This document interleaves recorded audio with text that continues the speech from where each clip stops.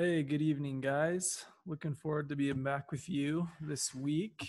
Hope you guys had a great weekend.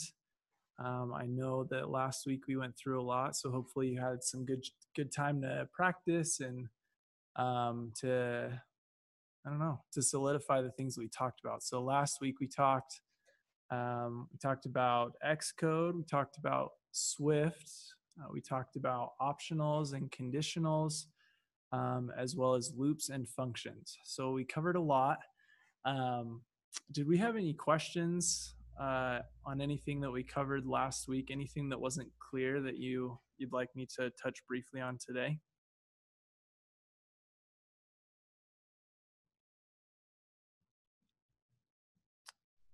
If there's nothing, that's okay too. Okay, we have a question about bool values, optionals. Okay. Can you be more specific on what questions you had about bools?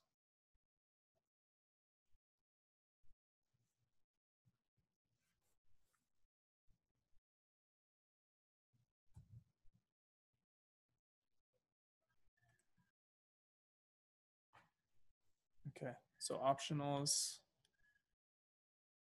Okay. So let's talk about a few of these. So we have one question about bool values. So bool values are, well, bool is a type. So just like you have type string, or you have type int, or you have all your different types. Now a Boolean value is a type. And the value that it can hold, there's only one of two values that it can hold, either true or false. And so what bools are really nice for is that you can actually use them. You can use them in your code to kind of track different variables, right? I think previously when we were talking about loops, we talked about using a bool to, like print this statement while is raining is equal true, right? And so we're using a bool value, which is either true or false, and then we printed out that statement until the statement was indeed false or true, or whatever, however logic you choose to set it up with. You can kind of use the bool to flip a switch on and off, right? You can also use it to print certain things. So, if raining is equal to true, then print it is raining. If is raining is equal to false, then print it's not raining anymore. So bools are super nice to be able to almost set up conditions on your code, so that the logic makes sense for the compiler and it knows what code you really want. Now, as far as using that in functions, again, you probably saw with the prime numbers or with the Fibonacci sequence, you can use a bool value to tell the compiler to print or not, right? So if you set up the values correctly and you say, okay, when this value returns and I know that it's a prime number, I want it to print. So you can use the bool to say, number, is prime number equals true in your for loop. If you do the calculation and it is true, then you can set is prime number is equal to true, and then you can tell the compiler to print that number if is prime number is equal to true. So then the logic goes through and it will select out any prime numbers that are true, and print those numbers out. So that's a little bit about bool values.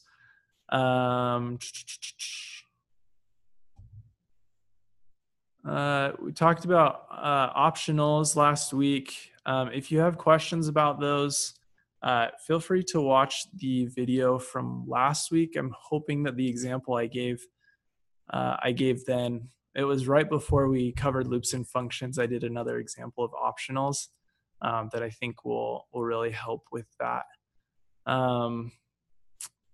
Anyway, I think that's all that we have here. So let's go ahead and let's hop in today's lesson. So today we're going to be talking about strings, which is going to be kind of a nice little break from the things that we talked about last week, just because, I know the optionals were somewhat hard to understand, and conditionals and loops and stuff. So today we're going to talk about strings. It's going to be a little bit easier, but nonetheless still important. So let's hop right in. Now I'm going to share my screen here. Like always, we're going to get started in a playground. So let me go ahead and bring that up for you guys. Okay, let's share my screen here. Okay. Alrighty, is everyone able to see my screen okay?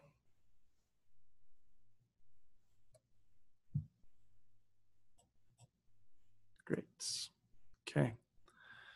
Awesome. So let's go ahead and we're going to open up a new playground here. Well, it looks like I already have Xcode up, so I'm actually going to do Command N. Let's see what's going on over here. I thought I had Xcode up. Oh, there it is. Okay. So I'll do Command N here, and let me bring it over into this window. Okay. So we are going to be doing, nope, not this. I don't want to do a new project. I want to start a new playground. So I'm going to click on File, New Playground here. And we're going to be using a blank template. And today we're going to be talking about strings. So let's go ahead and save this as strings lambda. Okay, and we'll create that. Okay, and like always, I need to change my preferences for my text editor because I like to code on a dark screen, but I realize that it's not ideal for presentation. So let me change that real quick. Let's go ahead and do presentation. Okay. All right. So, like I said, today, sorry, I have a few more housekeeping things that I want to review before we jump into the lesson. So, just a reminder, we're not going to have class this Wednesday, which is the 4th of July. Instead, we're going to have class on Thursday and Friday. So Monday, Tuesday, Thursday, and Friday of this week.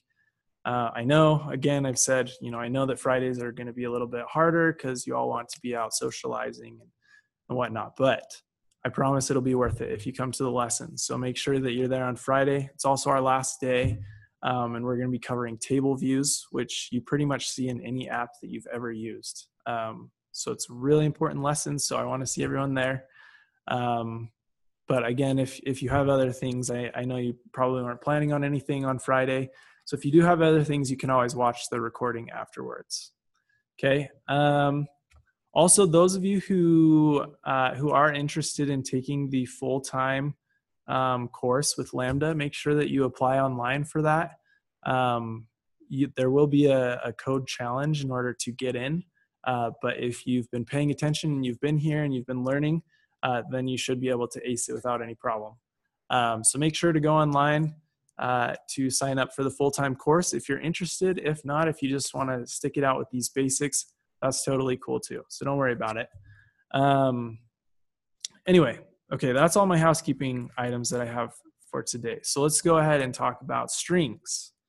Now, when you open up a playground, you can see here that we actually have a variable created for us that says hello playground. Now, this is called a string literal. And that's what we want to talk about today, is how we can use strings throughout our code. We've already done quite a bit of it, but we're going to talk about how to combine different strings, how to use string interpolation to combine strings with different variables or constants that we create. Anyway, so this is a string literal. And you can see here again, with type inference, we don't actually have to declare our property as a string because the compiler is smart enough to know that when we surround any text with these double quote marks, that is going to be of type string, okay?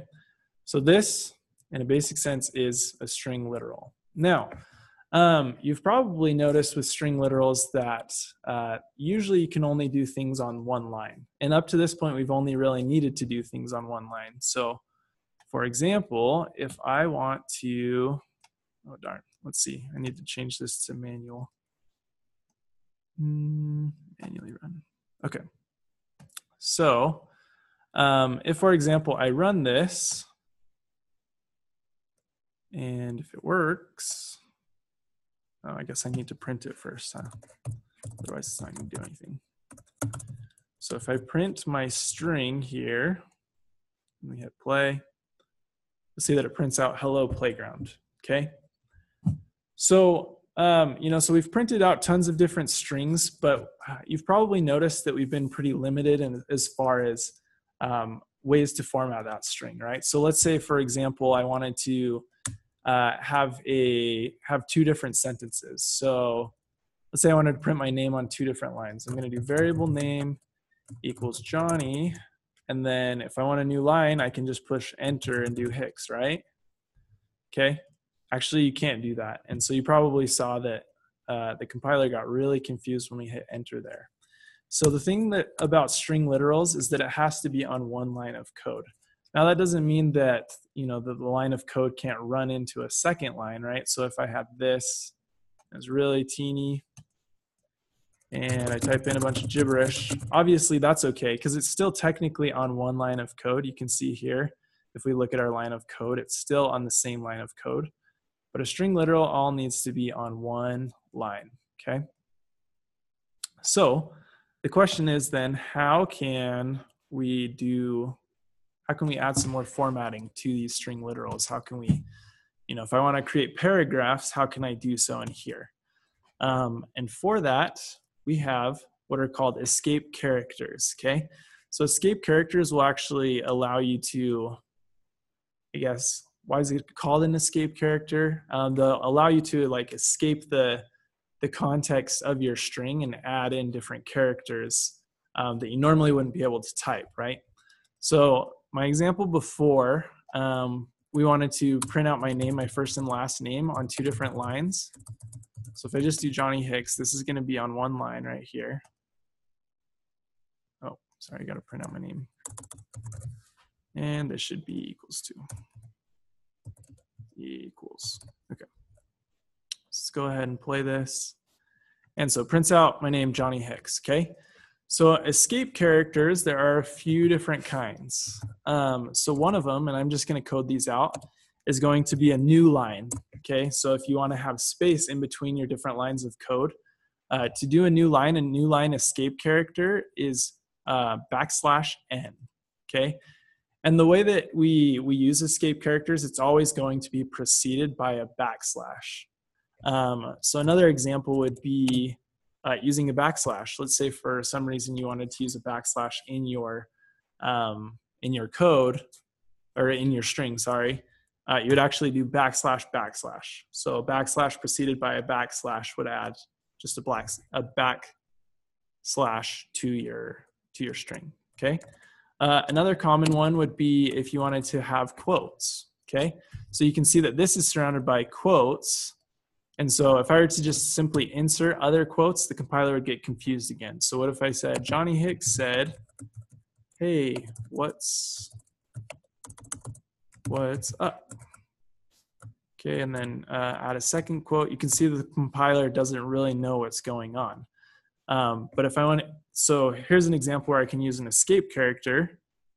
And so I can go ahead and I can put a backslash in front of each of those double quotes. And now the compiler isn't mad anymore, right? I can go ahead and I can print this out. And you can see Johnny Hicks said, hey, what's up? Surrounded in double quotes, okay? So that's how we can use these different escape characters. Other examples would be single quotes. So you'd want to precede those with a backslash as well. And those are probably the main ones that you're going to use, okay? So for example, we want to print out my name on two different lines. So we've got Johnny, and then I'll do \n and Hicks. Okay, let's see what happens when we hit play here. Okay, you'll see that it's spacing weird because, again, this is taking our entire string. It's going through each character in our string, and it's going to add that to our string, right? So if I have these spaces here, I don't really need them, and you can't see it, but there's actually a space after right here.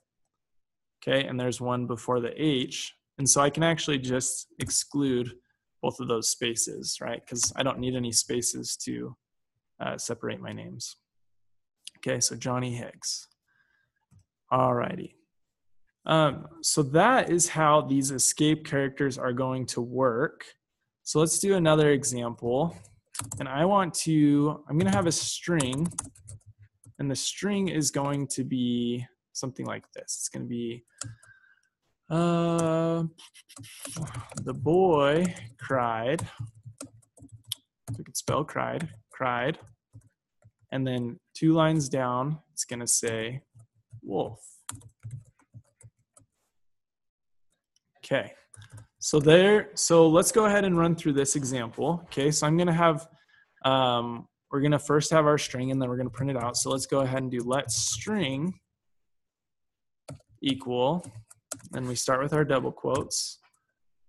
And then how do we want to set this up? Well, the boy cried is going to be, is all going to be on the first line. So we can go ahead and we can type that in. Okay, the boy cried, colon. Okay, and then we want to do a new line. So I'm going to do \n. And we actually want to have a line in between them, right? So we're actually going to do 2 new lines. Okay, so \n. And then wolf is in double quotes, right? So I'm also going to need to put a backsplash to do an escape character for the double quote. And then we're going to type in wolf, exclamation point, and then backslash, and finish it off with the double quote, okay? So let's go ahead and let's print out our string here. So print string, and let's see what we get.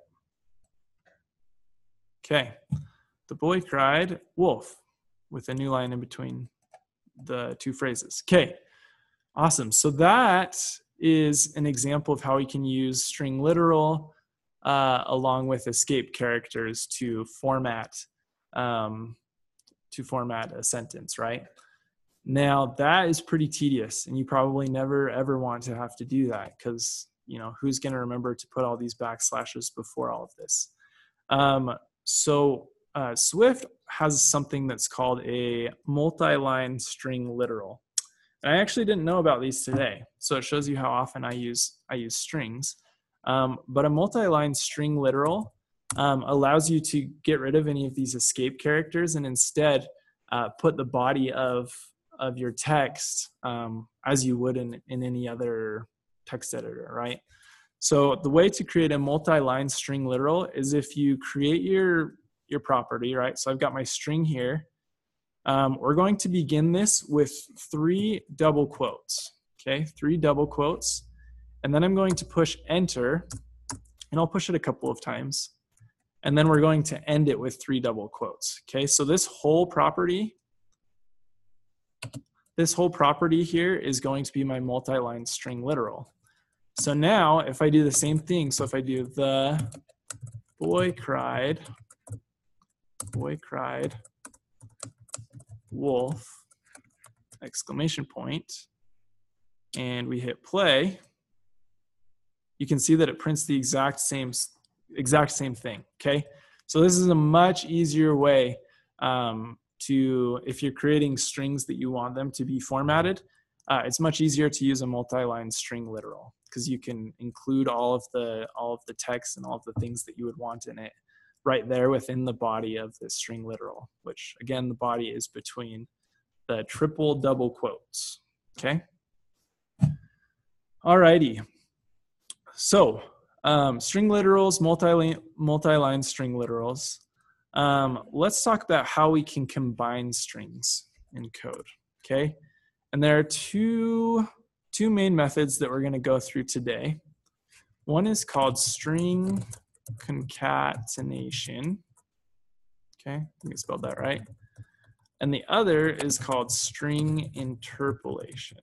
Okay, so the very, very basic way to combine strings is done through string concatenation. So let me show you how it works. Let's say that I've got 2 variables or 2 properties. Okay, I'm going to say let first name equal Johnny, let last name equal Hicks. Okay, and now I want to combine the 2 through string concatenation. So what I can do here is I can print, and I can do first name, and then we're just going to use a plus button. Okay, so because my two properties are of the same type and they're both of type string, a plus in this case will actually work. Okay, this wouldn't work if if I said first name Johnny and then favorite number 7. I wouldn't be able to use the plus button because 7 is an integer, right? So this only works if I'm combining two different strings. So I'll do first name plus last name. And if we print that,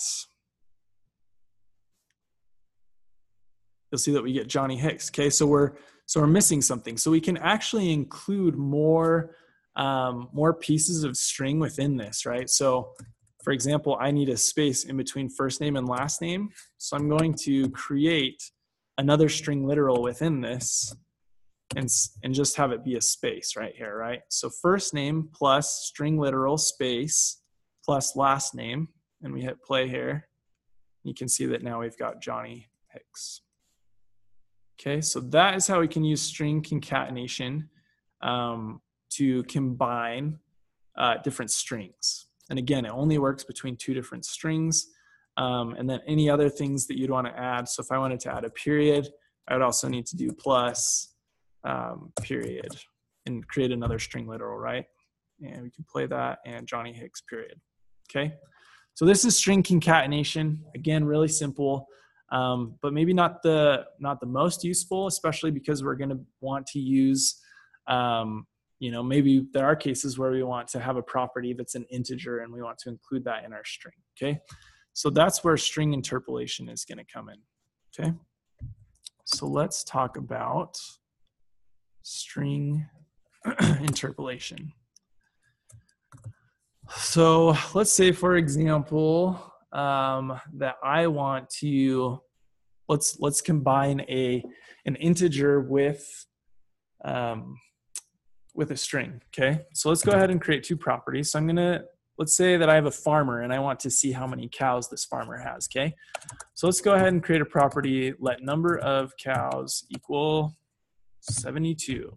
Okay, let our string equal, okay, and this is a string literal, right? So I'm going to set it up and I'm going to do the farmer has, and then I want to include the number of cows, right? So in this case, I couldn't just do number of cows. You can see that the compiler doesn't have access to that property because we're still inside of our string literal. So what you can do to bring in one of our previously declared properties is by using a backslash. So like we did before with our escape character, we can use a backslash and then parentheses, okay? So I'll go ahead and say the farmer has, and now when we start typing in our property name within those parentheses, you can see that it auto-completes number of cows here, okay? So this is what is called string interpolation, like I said. So it allows us to insert maybe different constants or variables that we have into our string.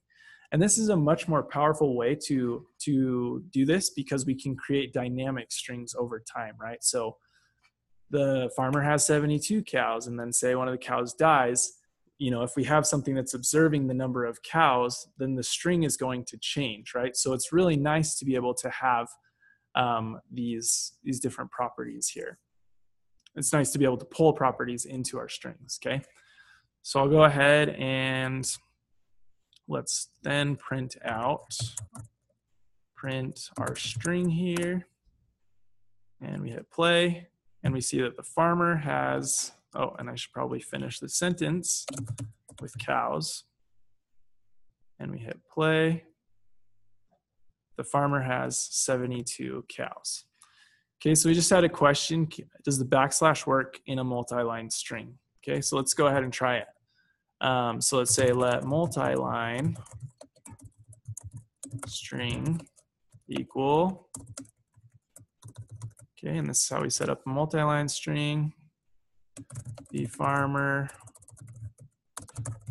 has, okay, backslash number, oh, it will autocomplete if you close your parentheses before you type in, and then we do number of cows, okay? Yep, so we can use the string interpolation in multi-line strings as well. So I'll go ahead and print that out. Farmer has 72 cows. Oh, sorry, we want to print out our multi-line string. I was gonna say that didn't look right because there should be more blank lines in there. Multi-line string. Let's get rid of this. Hit play here. Farmer has 72 cows. Okay. Alrighty, so those are the two different types of how we can combine strings. We can use string concatenation, or we can use string interpolation. And string concatenation, I can also, let's say, I want to use string interpolation to combine two names, or two strings, sorry. So let's say, let name equal Harvey, okay? And then let string equal hello, and then we want it to call the name, our name property that we set up here. So hello, and then we're going to say name. Okay, let's go ahead and print out string and hit play here, and we get hello Harvey. Okay, so that is string interpolation in a nutshell. Now, I just had a question here. Can you use the backslash property to call functions instead of constants and give it arguments within the string? Okay, that's a great question. So let's say, okay, so let's create a function and let's just call it number of cows.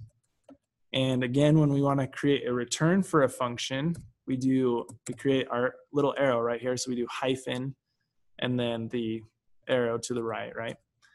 And we want to return an integer value because our number of cows is going to be a number. Okay, and for this example, let's just go ahead and return 72. Okay, we don't need to do anything else here. So now, if we have that, we can do let string, oh, sorry, I'm missing my parentheses in here. I don't have any parameters right now. So let's go ahead and do let string equal the farmer has / and we're going to call our function number of cows and then finish it off with cows, and let's hit play here and see what we get. Oh, sorry, it returned over here, but we actually want to print out our statement, right? Print string. And we'll hit play. And yes, so you can see that we can use functions as long as the function has a return value. We can use that return value and include it within our string. Okay, and that's probably one of the more common ways that you're going to see this string interpolation is you're going to have a function that's going to go out and it's going to fetch a value and return it to your string. So if I work for a journaling app called Day One. And if we want to let our users know that they've got 10 entries, we would use like a fetch request or a function to see how many entries we have, and then we would include that in a string and say you have 10 entries. Okay. So that is a great question. I'm glad you brought that up, Noah. That we can use functions as long as they have a return value inside of our string interpolation. Okay. So strings. Strings are made up of characters, right? So a space is a character, a period is a character. So we can actually use a for loop on a string to loop through the different items of a string. So let me give you an example. Let's do let string equal cool. Okay, and then we're going to do for character, and again, this variable can be anything we want. If I want to say for X or for Y or for character, character is just a little bit easier for me to understand. So let's do for character in our string property, print character. Okay, so what would we expect if we print this out? Let's go ahead and execute it, and we'll see that we get cool written vertically, right? So it's going to go through each character within our individual string, and it's going to print out that character and then run through the loop again. Okay, so we can use loops in these strings because strings are made up of characters. Okay, so let's go ahead and let's do a little challenge together. Okay, I want to. Okay, let's create a function. Okay, we're going to create a function that takes two parameters. One is going to be like a phrase or a string, right? So we'll do like phrase. And the other is going to be like a letter, okay, or a character, okay? So we're going to have these two parameters, and I want you to return the count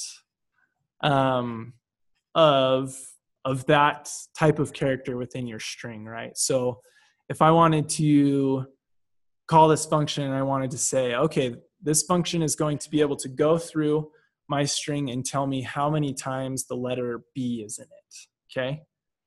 So go ahead and take, using your knowledge from functions and from interpolation that we talked about today, go ahead and take 5 minutes to create a function that takes two parameters, your phrase, so any kind of string that you want, and then the character, which is going to be what that you want to count of out of that, and return the count of that character within your phrase, and set up a function for that. Okay, so you've got 5 minutes to do so.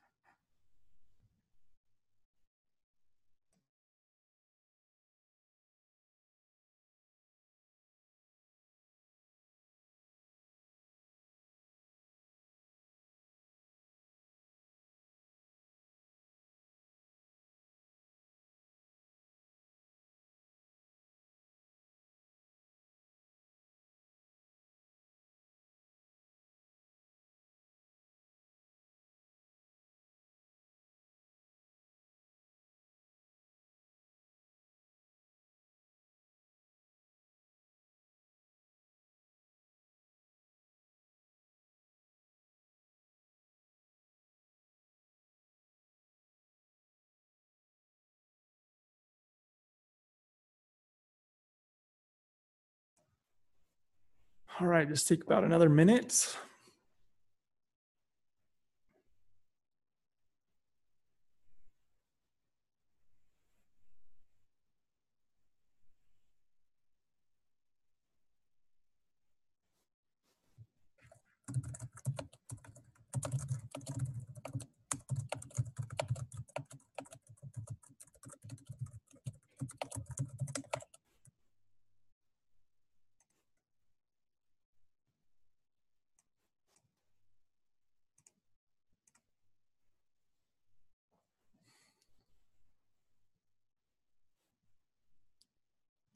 So just had a question come through. So you're going to be returning the number of the requested character. So not the total number of characters, but the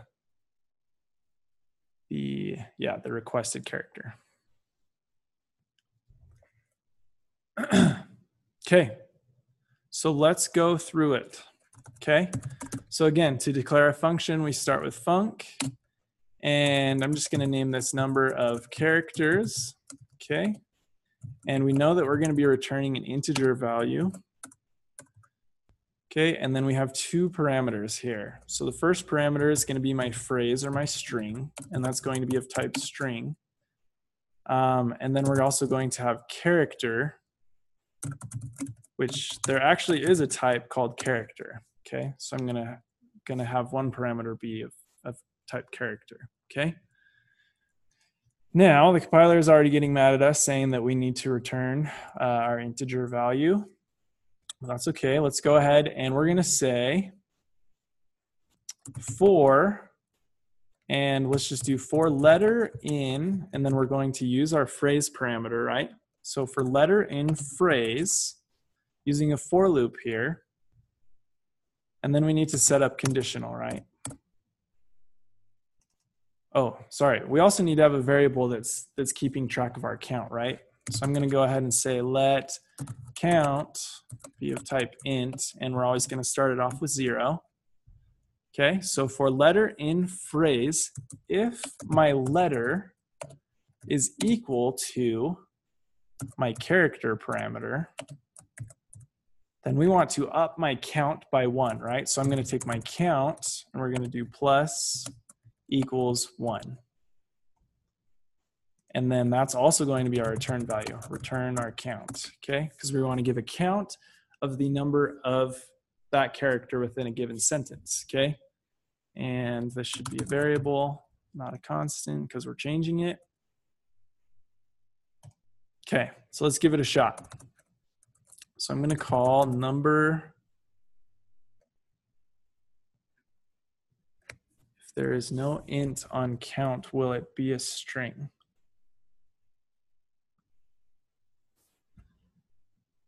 Let's see. Would you define count?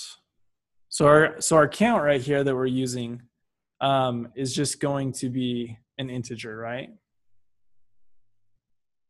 So we can return our count or we can print out our count. That's okay too. Either one's fine. I'm using a return value. If I didn't want to return, a value, I could just print out the count as well.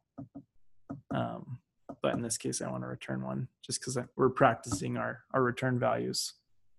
Okay, so let's go ahead and we're going to call our function number of characters. Okay, and our phrase, let's do this. My name is Bobby Joe. Okay, and I want to know how many times the letter B is included in here. Okay, so character, let's do B. And let's hit play. Okay, and you can see over here the return value. If you don't put print, you can often see return values over here on the right console. Okay, so you can see that we have 2. Now that's not right? Because I clearly have 3 B's. Okay, so this is going to be case sensitive, that it's looking for the exact character that we're going through. Now this is something that you'll see pretty commonly, especially if you're working on an app that has a lot of strings and you know, you want to take account of a certain number of strings or whatnot, or of certain characters. What you can do is Apple has actually provided a function on these string types that we can actually lowercase or uppercase all of the characters within a string. Okay, let me show you how to do that. Okay, so like I said, they do it for anything that's of type string. So I know that phrase is of type string. So using dot notation, I can call functions that Apple has created, right? So if I go to my phrase here, which I know is of type string, and hit dot, and then if I start typing in uppercase, you'll see that Apple has created this function here for me called uppercase. So it's going to take my phrase, it's going to uppercase all of the characters, and that way I can get a more accurate count of the times the letter B has occurred in my string, right? And it doesn't matter, you can do uppercase or lowercase. You just need to make sure that the character that you're searching for here is going to be correct, right? So if I just had lowercase b, well, we're going to get back 0, right? But because I use uppercase, I want to search with an uppercase B, and we hit play, and you'll see that now our return value is 3, which is correct, okay? So yeah, so uppercase, we also have lowercase, like I said. So there are a lot of these different built-in functions that Apple has given us that help us to get more value out of these different strings. You could also take, I think there's probably something, you could do phrase.count, which would find, which I think would take character. Yeah, I think it would take the count of the characters if you wanted to just take the count. You could do that as well, right? So let's try that. So let's say I just wanted to know how many characters were in here. I don't need this character parameter anymore because I just want to know the total. Let's do phrase return phrase.count.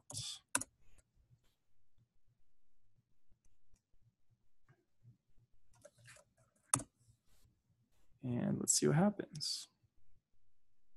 20. There are 20 characters. Yeah, so you guys will find as you get more into coding, that Apple has actually provided a lot of different functions for us that make things a ton easier. Okay, so this count, this uppercase, lowercase, those are all things that Apple has already built for us to run transformations on these. Okay, so a few other things. So let's go ahead and let's do another example to bring all of this together. And then we'll probably be done a little bit early today and you guys can get started on your homework unless we have any other questions. Okay, so let's say, for example, that I have a game, okay? And in this game, my character has 5 lives. And each time he loses a life, I want the game to tell me how many lives I have left until it's game over, okay? So in order to do this, I first need to create my variable, which is gonna be my number of lives. So we'll do variable number of lives. And let's go ahead and just set this equal to 5. Okay, and so I'm gonna have 2 functions here. I'm gonna have a function calling another function that we're gonna create, right? And so like I said, I want the game to tell me how many lives I have every time I lose a life, okay?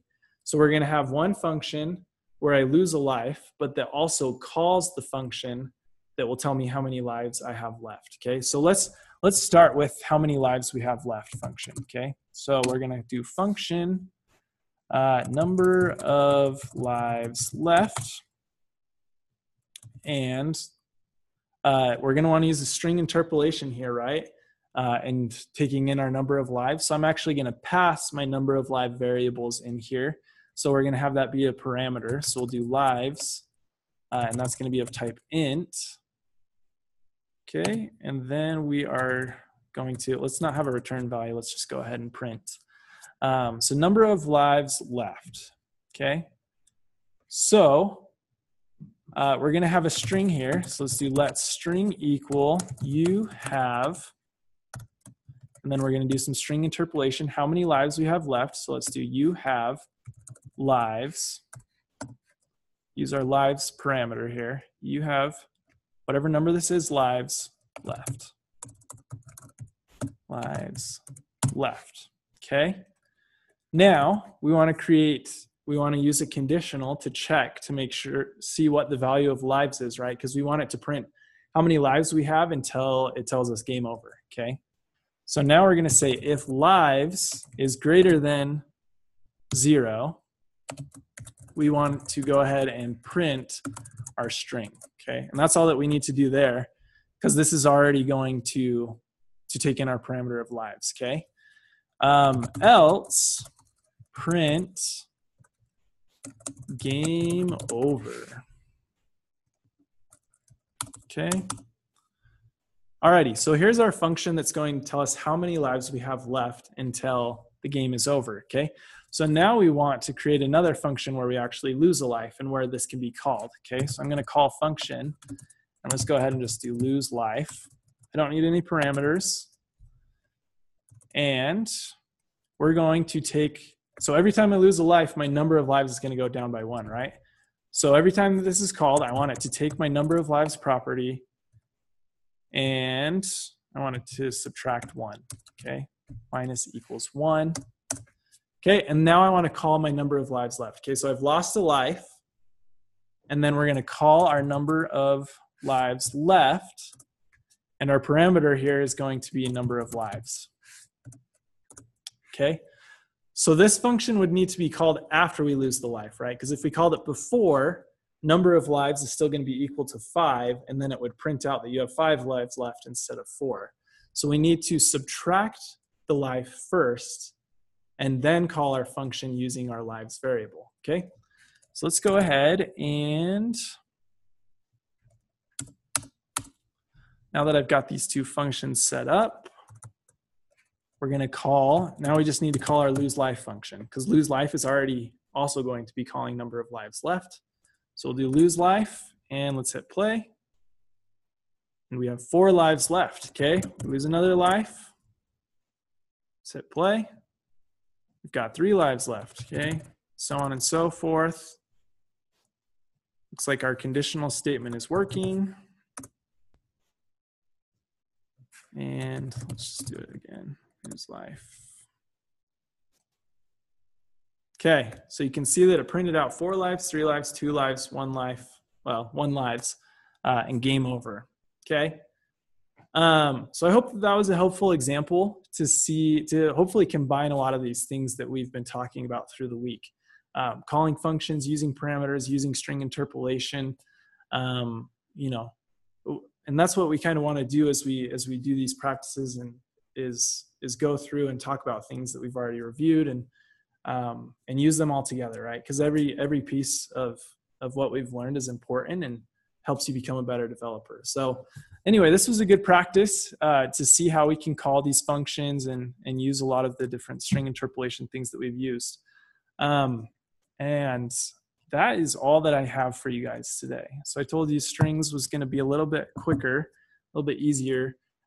Before we log off for the day, are there any specific questions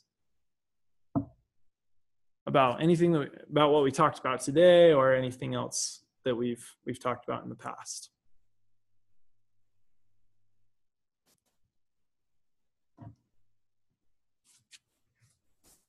Okay. If not, let me go ahead and let's get the link to your homework here.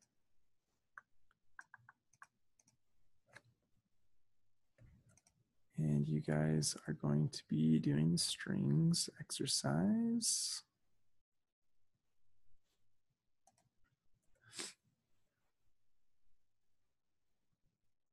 Okay.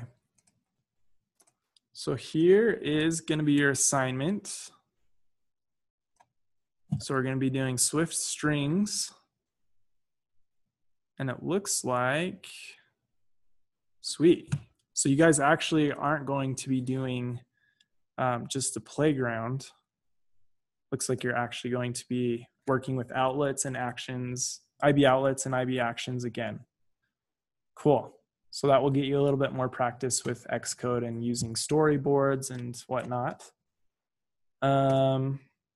Let's see, just had another question come through. Could you set another condition so that if there is 1 life, it says life instead of lives? That's a great question. So yeah, what we could do is we could, let's create a function that returns a string value, okay? So let's do if, and I'm gonna put this up here before we do all the lost life, okay? So we're gonna create a function and let's just do string generator or something. Life string generator, okay? Life string generator. And we're gonna say, we're gonna be passing in the number of lives, right? So we need lives. It's gonna be of type int. Okay, if lives, oh, and we wanna return a string, right? String, okay, so if lives is equal to 1, then return life. else return lives. Okay. Now we can go ahead and we can use this function, and we could say, instead of using lives here, let's go ahead and call our function. Do live string generator with also our number of lives, okay? And let's go ahead and hit play. And you can see that our function worked correctly, that we have 1 life left when it gets down to 1. Okay, that's it. That's a really good question. I really like that example. Does that make sense how I did that?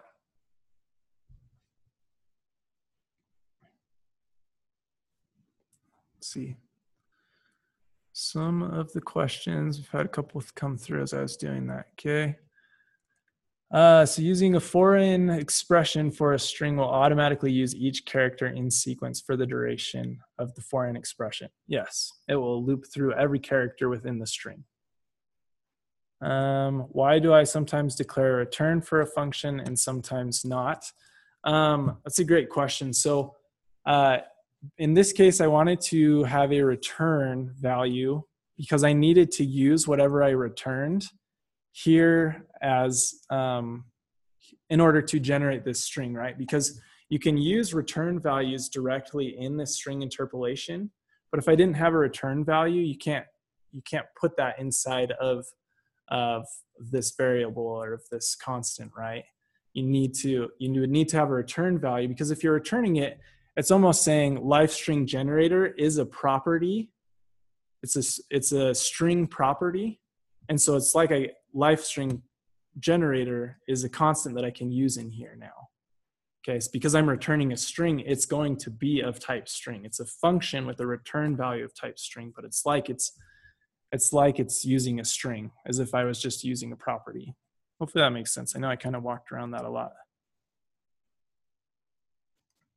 Okay.